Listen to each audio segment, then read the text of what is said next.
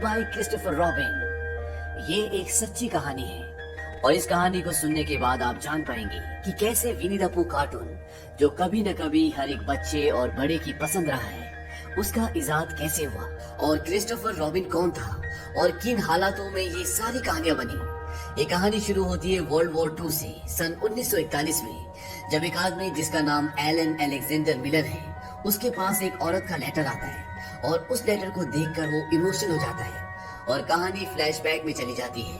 और अब कहानी आती है वर्ल्ड वॉर 1 सन 1916 में, जब एलन इस जंग का हिस्सा होता है। वो जंग लड़ता है और जंग लड़ने के बाद वो अपनी पत्नी डेफनी के पास वापस आता है। जंग खत्म हो चुकी है। एलन पेशे से एक मशहूर राइटर होता है जो कविताएं और नाटक लिखता है।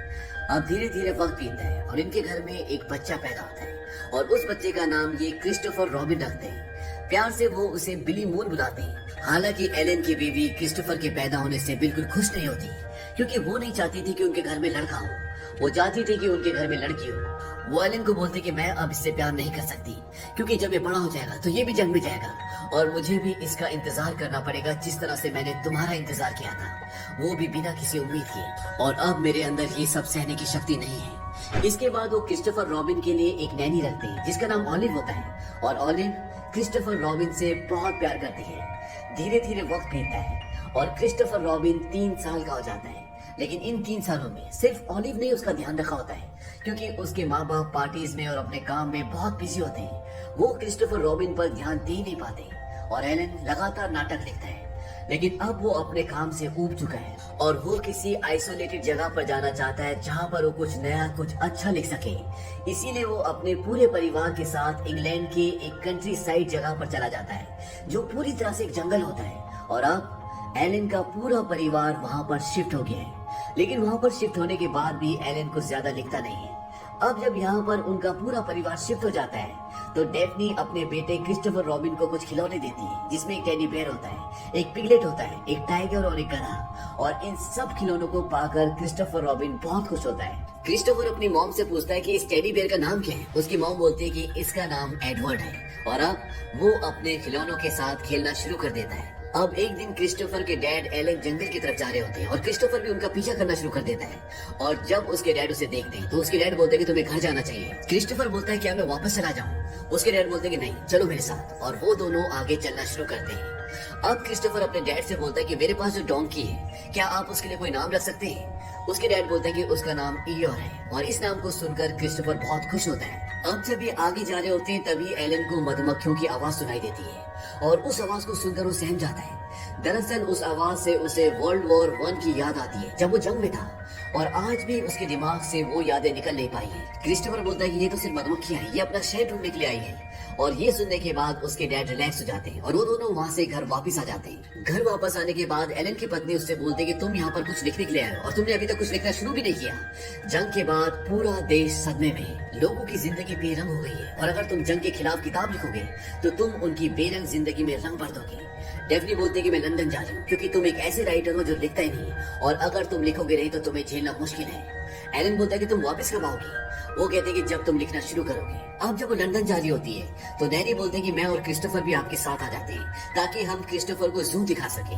और क्रिस्टोफर, नैनी और क्रिस्टोफर की मॉम डेफनी ये सब के सब लंदन में जू जाते हैं। जू में ये सब एक बहुत बड़े बेयर को देखते हैं। क्रिस्टोफर पूछता है कि इसका नाम क्या है। नैनी बोलती है कि इसका नाम विनी है, क्योंकि ये विनीपेग से है। जू घूमने के बाद नैनी और क्रिस्टोफर घर वापस आ जाते हैं, लेकिन उसकी मॉम डेफनी वही लंदन में रुक जाती है।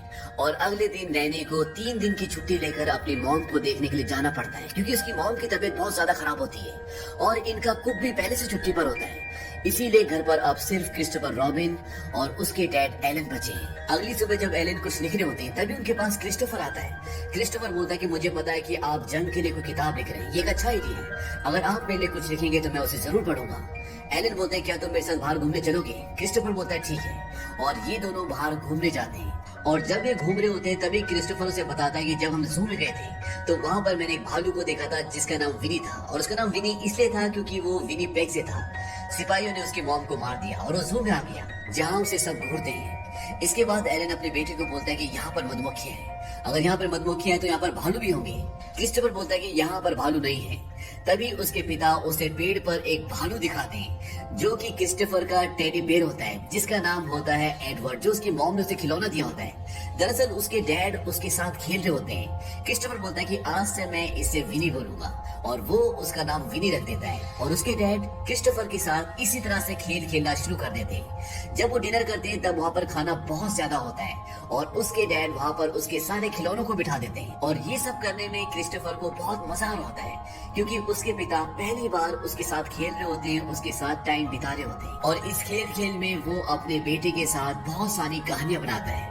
वो टाइगर का नाम टिगर रख देते हैं, बेयर का नाम विनी, और जो उनके पास डोंकी होता है उसका नाम ईयो रखते हैं, और पिगलेट का पिगलेट। और इसी तरह इनके पास अब बहुत सारी कहानियां हैं। और एलन शहर से अपने एक दोस्त को बुलाता है जो क्रिस्टोफर रॉबिन और उसके खिलौनों के बहुत सारे स्केचेस बनाता है ताकि वो उसे अपनी कहानी में इस्तेमाल कर सके। और इसके साथ साथ वो एक पोएम भी लिखता है और उस पोएम को वो अपनी पत्नी को भेजता है। इस पोएम का नाम होता है वेस्पर्स और ये विनी द पू से रिलेटेड होती है। और कुछ दिनों बाद उसकी पत्नी घर वापस आ जाती है और वो उसे बताती है कि मैंने तुम्हारी पोएम को पब्लिश करवा दिया और वो लोगों को बहुत पसंद आई है। और अब एलन विनी द पू किताब के ऊपर और भी ज्यादा मेहनत करना शुरू कर देता है। और जब उसकी पहली किताब पब्लिश होती है तो वो रातों रात फेमस हो जाता है।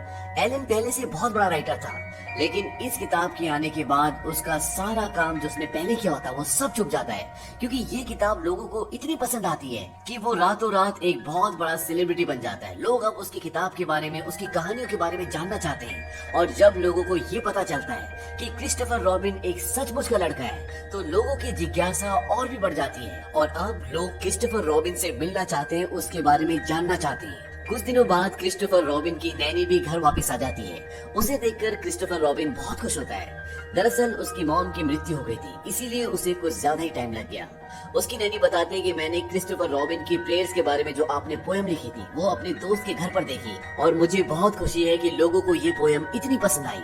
दरअसल एलन ने जो पोएम लिखी थी वो क्रिस्टोफर रॉबिन की प्रेयर्स के बारे में थी जिसे सभी लोग बहुत पसंद कर रहे थे। अब जब क्रिस्टोफर रॉबिन इतना फेमस हो चुका है तो उसका पूरा लाइफस्टाइल चेंज हो चुका होता है। उसके लिए कई चिट्ठियां हर रोज आती है, वो पार्टीज में जाता है, लोग उसके साथ फोटो खिंचवाना चाहते हैं, उसके ऑटोग्राफ चाहते हैं। लेकिन क्रिस्टोफर रॉबिन को ये सब इतना पसंद नहीं आता क्योंकि वो सिर्फ जंगल में अपने पिता के साथ खेलना चाहता था। लेकिन अब वो सारा का सारा खेल बंद हो चुका है क्योंकि एलन जो कि उसके पिता हैं वो अपने काम में इतने बिजी हैं कि वो क्रिस्टोफर रॉबिन को वक्त दे नहीं पाते।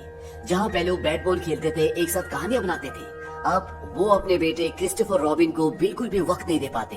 वो हमेशा पार्टीज में या अपने लिखने के काम में बिजी रहते हैं और इस बात से क्रिस्टोफर रॉबिन बहुत उदास भी हो जाता है। क्रिस्टोफर रॉबिन की जो नैनी होती है वो भी नहीं चाहती कि क्रिस्टोफर रॉबिन की जिंदगी जिस तरह से चल रही है उस तरह से उसकी जिंदगी चले क्योंकि वो जानती है कि वो सिर्फ अपने पिता का साथ चाहता है। उसे पार्टी से, इंटरव्यू से, चमक धमक की दुनिया, इससे कुछ लेना देना नहीं है।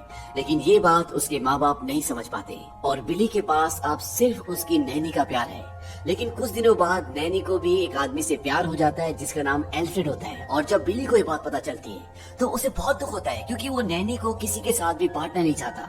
हालांकि नैनी उससे अपने बेटे से भी ज्यादा प्यार करती है। लेकिन क्रिस्टोफर रॉबिन को लगता है कि अगर उसने एल्फ्रेड से शादी कर ली तो वो मुझसे दूर हो जाएगी और वो ये बात अपने मॉम डैड को बता देता है कि वो शादी कर रही है क्योंकि उसे लगता है कि अगर उन्होंने शादी कर ली तो वो मुझे हमेशा के लिए छोड़कर चली जाएंगी। और जब उसके मॉम डैड को ये बात पता चलती है तो क्रिस्टोफर की मॉम डेफनी नैनी को ताना देती है। वो बोलते कि अब हमें समझ में आया है कि हमारा बेटा इतना उदास क्यों रहता था। नैनी एलन को बोलते कि आप वो बिल्कुल नहीं कर रहे जो क्रिस्टोफर के लिए अच्छा है, आप उसे अपनी किताबें बेचने के लिए इस्तेमाल कर रहे हैं। उसे एहसास दिलाइए कि आप उसकी परवाह करते हैं। क्रिस्टोफर की मॉम डेफनी बोलती कि परवाह, मैंने उसे पैदा किया है। नैनी बोलती कि माफ करना, पर पैदा तो जानवर भी करते हैं। वो एलन को बोलते कि एक पिता को अपने बेटे का साथ देना चाहिए, उसे आपकी जरूरत है। और नैनी काम छोड़कर चली जाती है। क्रिस्टोफर को इस बात से बहुत दुख होता है। हालांकि नैनी के लिए भी उसे छोड़कर जाना इतना आसान नहीं है क्योंकि वो उसे बहुत प्यार करती है। लेकिन अब वो मजबूर है और नैनी के जाने के बाद धीरे धीरे एलन को यह एहसास होता है कि उसने गलती की। दरअसल ये क्रिस्टोफर रॉबिन की खेलने कूदने की उम्र है, न कि इंटरव्यू देने की, पार्टीज में जाने की। और वो एक दिन अपने बेटे को बोलता है कि आज के बाद मैं क्रिस्टोफर रॉबिन के बारे में, विनी द पू के बारे में, टिगर के बारे में कुछ भी नहीं लिखूंगा, एक लफ्ज भी नहीं। क्रिस्टोफर रॉबिन बोलता है क्या अब विनी द पू दोबारा से हमारा हो जाएगा? एलन बोलते कि नहीं, अब वो दुनिया का हो चुका है, लेकिन मैं तुमसे वादा करता हूँ कि मैं क्रिस्टोफर रॉबिन के बारे में एक लाइन भी नहीं लिखूंगा, और ना ही अब तुम्हें फोटोग्राफ्स खिंचाने पड़ेंगे, ना ही बड़े बड़े लोगों के साथ चाय पर जाना पड़ेगा। अब जो तुम चाहे वो कर सकते हो। इस बात से क्रिस्टोफर रॉबिन बहुत खुश होता है और अब उसके डैड उसे एक बोर्डिंग स्कूल में भर्ती कर देते हैं। लेकिन वहाँ के बच्चे क्रिस्टोफर रॉबिन को विनी द पू की वजह से बहुत चिढ़ाते हैं। इस बात से वो बहुत परेशान हो जाता है। धीरे धीरे वक्त बीतता है और वो बड़ा हो जाता है और अब वर्ल्ड वॉर 2 शुरू हो चुका है और वो आर्मी में जाना चाहता है। लेकिन जब वो टेस्ट देता है तो वो मेडिकल में फेल हो जाता है। इस बात से वो बहुत डिसअपॉइंट हो जाता है। दरअसल वो आर्मी में जाना चाहता है, वो अपने देश के लिए कुछ करना चाहता है, अपनी एक पहचान बनाना चाहता है। और वो अपने डैड से बोलता है कि मैं जानता हूँ कि आप मुझे मेडिकल में पास करवा सकते हैं, क्योंकि देश के हर एक नागरिक के दिल में आप बसे हुए, और ये सब मेरी वजह से मुमकिन हो पाया है। और एलन ना चाहते हुए भी उसे आर्मी में भर्ती करवा देते हैं। और वॉर में जाने से पहले क्रिस्टोफर अपने डैड को बोलता है कि उस बेयर ने मेरी जिंदगी खराब कर दी। मैं जहाँ भी जाता हूँ लोगों को पता चल जाता है। जब मैं छोटा था हम जंगल में खेलते थे और फिर आपने किताब लिखी और सब कुछ खत्म हो गया। आप पूरी तरह से बदल गए। एलन बोलता है कि ये सच नहीं है। जैसे मुझे एहसास हुआ मैंने वो लिखना छोड़ दिया था। वो मेरी जिंदगी के सबसे अच्छे दिन थे। क्रिस्टोफर बोलता है फिर आपने उन्हें बेच दिया। एलन बोलता है कि तुमने ही कहा था कि मेरे बारे में किताब लिखो। क्रिस्टोफर बोलता है कि मैंने मेरे बारे में नहीं, मेरे लिए कहा था। और इसके बाद क्रिस्टोफर ट्रेन से वहाँ से जंग पर चला जाता है। कहानी वापस प्रेजेंट में आती है और एलन वो लेटर खोलता है जो अभी अभी उसे मिला है। उसमें लिखा होता है कि आपके बेटे लापता है, संभवतः मारे गए। इस खबर को सुनकर वो पूरी तरह से टूट जाता है। उसकी पत्नी भी बहुत रोती है। और इसके बाद एलन क्रिस्टोफर की नैनी के पास जाता है। नैनी को जब ये पता चलता है तो नैनी भी फूट फूट कर रोती है, क्योंकि वो आज भी क्रिस्टोफर से बहुत प्यार करती है, उसे अपना बेटा मानती है। और एक रात को जब एलन अपने घर के बाहर बैठा होता है तो तभी उसे सामने से कोई आता हुआ नजर आता है।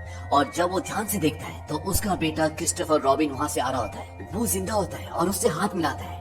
एलन अपने बेटे को बोलता है क्या तुम सच में बिली मून हो, क्योंकि वो अपने बेटे को हमेशा बिली मून ही कहकर बुलाता था। वो कहता है कि हाँ मैं जिंदा हूँ। इसके बाद क्रिस्टोफर रॉबिन की मॉम भी आ जाती है और वो भी अपने बेटे को देखकर बहुत खुश होती है। उसकी आंखों में आंसू आ जाते हैं। और जब नैनी को पता चलता है कि क्रिस्टोफर रॉबिन जिंदा है तो वो उसे मिलने आती है और उसके गले लगकर वो बहुत रोती है।